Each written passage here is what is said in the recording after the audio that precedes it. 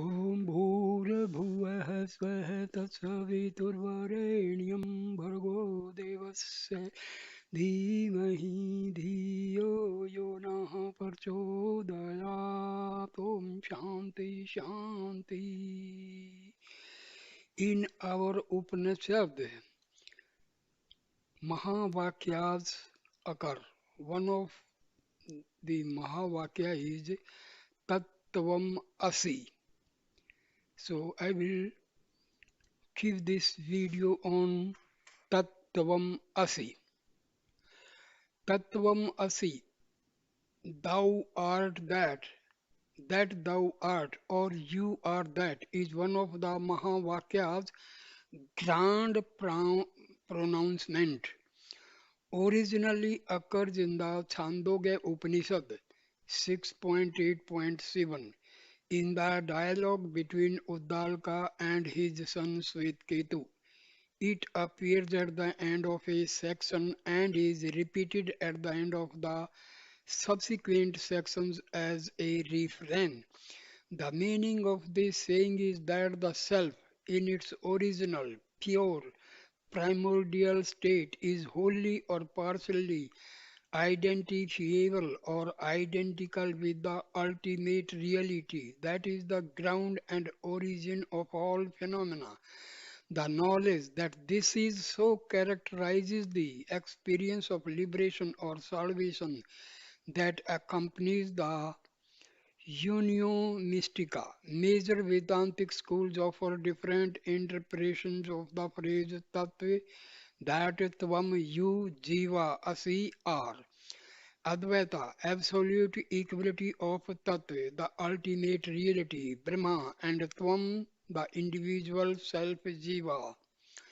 Shuddha Advaita, oneness in a sense between Tat and individual self, but Tat is the whole and self is a part. Visishta Advaita, identity of individual self as a part of the whole, which is Tat Brahma. Dvaita Dvaita, equal non-difference and difference between the individual self as a part of the whole, which is Tattva. Dvaita, Sa Atma Tattvam Asi. In Sanskrit is actually Sa Atma Atattvam Asi, or Atma thou art not that. Achinta Bheda Abheda.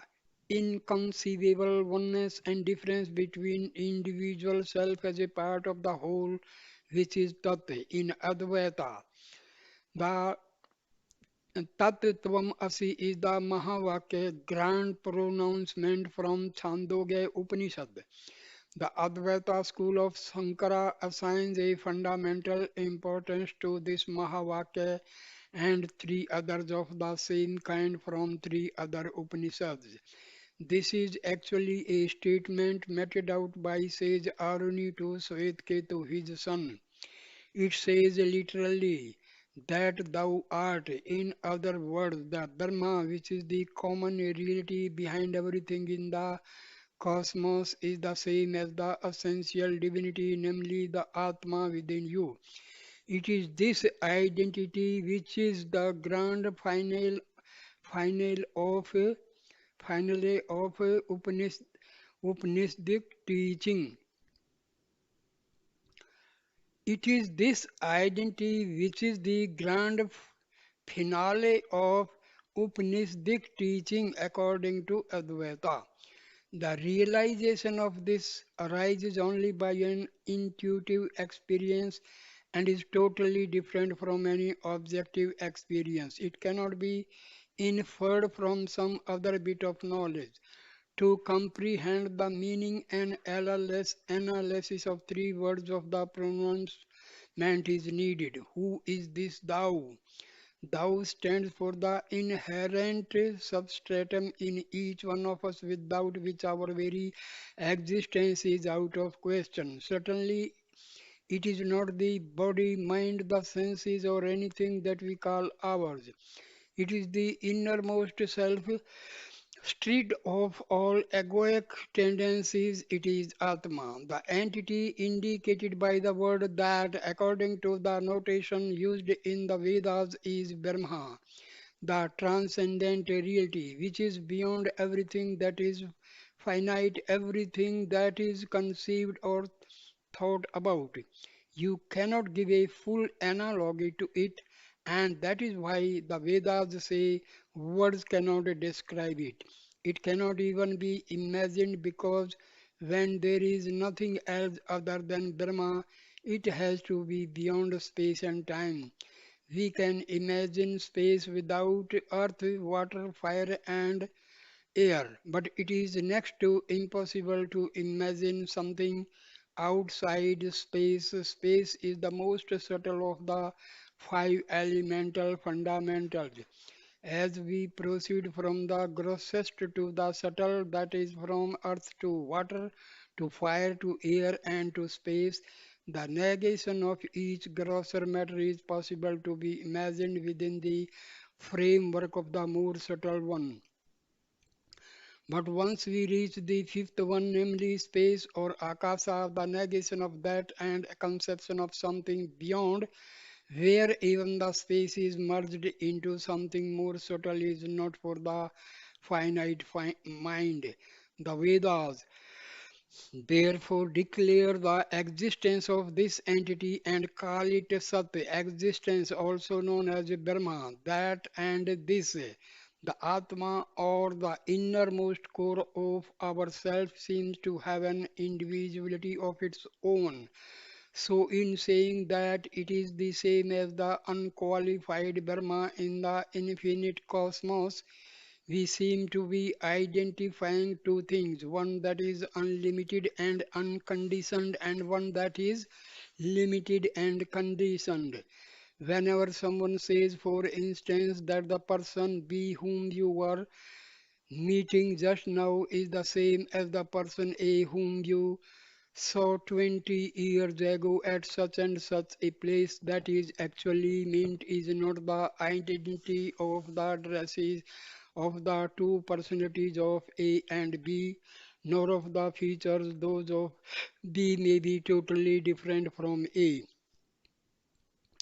but of the essential person behind the name. So, whenever such an identity is talked about, we have to throw away certain aspects which are temporarily distinctive or indicative in both and cling on only to those essentials without which they are not what they are. B and A may have distinct professions, may have different names, may have different attitudes towards you or towards a certain issue, or may have an additional identity, exemplified by, say, having different passports, but still they are the same is what is being asserted by the statement B is the same as A. Brahma minus its Maya and Atma minus its Avidya are identical. In the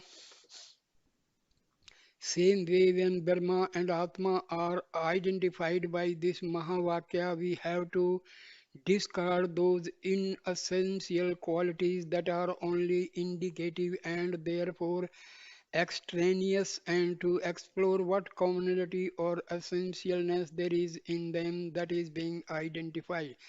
Brahma is the cause of this universe, but this is a predication of Brahma and so is extraneous to the identity we are talking about. The self or the Atma appears to be limited by an individuality which keeps it under the spell of ignorance. This is extraneous to the essentiality of the Atma.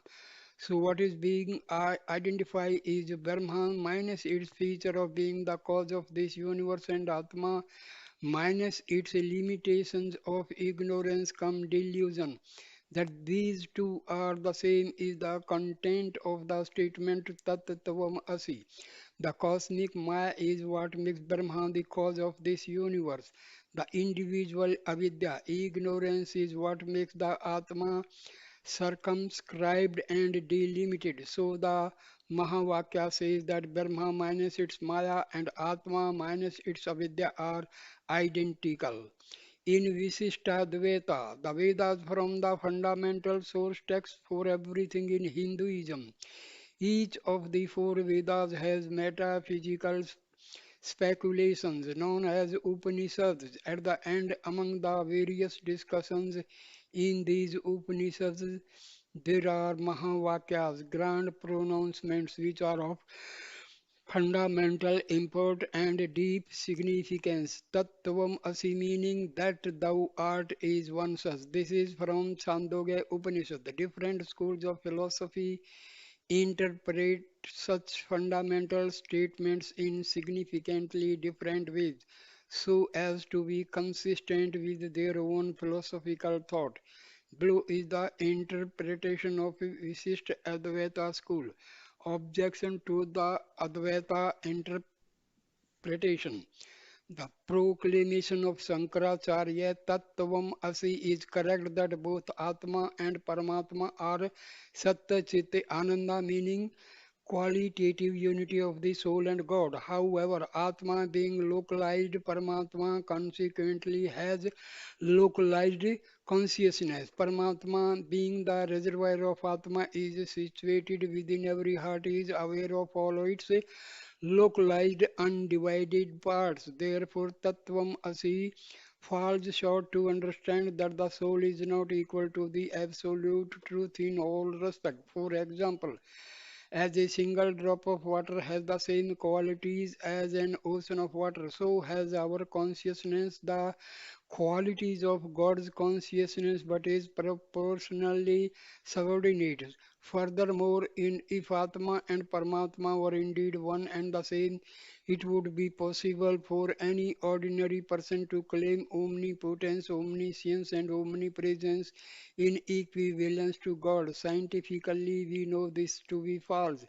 Sankara, however, does not claim the person is God but that the person is unreal, so no contradictions with science. According to Advaita, there are three orders of reality. Paramarthika Satyam, absolute reality. Vyavaharika Satyam, empirical reality. Pratibhasika Satyam, subjective reality. I salute that Govinda who is the extreme limit of happiness, who is pretty cause of causes, primeval without beginning and a form of time, who danced again and again on the head of serpent Kalia in the river Yamuna, who is black in color, ever present in time and destroy the evil effects of Kali, and who is the cause of the march of time for the past and the future. Adi Shankara Bhagavad Pada. My dear Devi, sometimes I preach a Mayavad philosophy for those who are engrossed in the mode of ignorance. But if a person in the mode of goodness happen to hear this Mayavadi philosophy, he falls down, for when I preach this Mayavadi philosophy, I say that the living entity and the Supreme Lord are one and the same. Lord Shiva Padma Purana Ramanuja on the Mahavakya. In the expression blue lotus, for example, the two attributes of blueness and lotus nature both inhere in common substratum without losing their individuality. Such subsistence of many attributes in a common substratum is the correct opposition. Samadhi Karanya, rather than the mere opposition as propounded by the Advaita school. Direct meaning of the expression should be taken, simultaneously fulfilling the condition of Samanadhikaranya, meaning of the Mahavakya. The mighty Ishvara, who is the indweller in the cosmic body, is also the indweller in every jiva. Every jiva individually is the body of Ishvara, just as the cosmos as a whole is the Tat of the statement refer to Ishvara, who reside in the cosmic body, and the Tvam refers to the same Ishvara who indwells the Jiva and has got the Jiva as the body. All the bodies, the cosmic and individual, are held in adjectival relationship. Aparthak Siddhi. in the one Iswara. Tattvam Asi declare that oneness of Iswara. So this is all about the Mahavakya Tattvam Asi. Thank you for watching this video. Please like, share and comment the video and subscribe my channel. Thank you dear friend. Om Shanti Shanti.